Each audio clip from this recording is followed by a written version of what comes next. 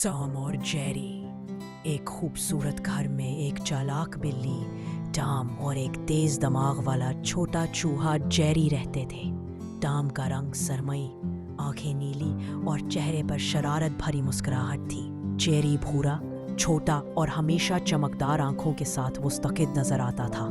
हर सुबह जब मालिकीन नाश्ते की तैयारी करते तो जेरी चुपके से बावर्ची खाने में घुस जाता और पनीर का छोटा सा टुकड़ा चरा लेता।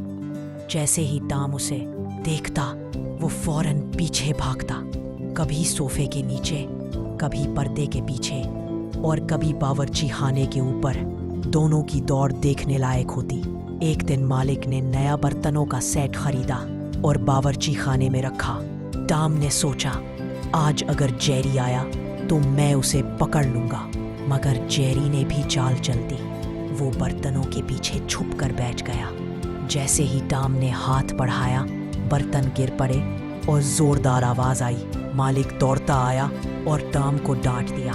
जेरी जोर जोर से हंसने लगा, लेकिन फिर उसे एहसास हुआ कि टॉम का मूड खराब है। शाम को इसने टॉम के लिए एक टुकड़ा पनीर छोड़ दिया। टॉम ने हैरत से देखा, फिर मुस्कुरा दिया। दोनों ने फैसला किया कि रोज लड़ने की बजाय दोस्त बनकर रहना बेहतर है। अगली सुबह मालिक ने देखा कि टॉम और जेरी एक ही प्लेट से दूध पी रहे हैं।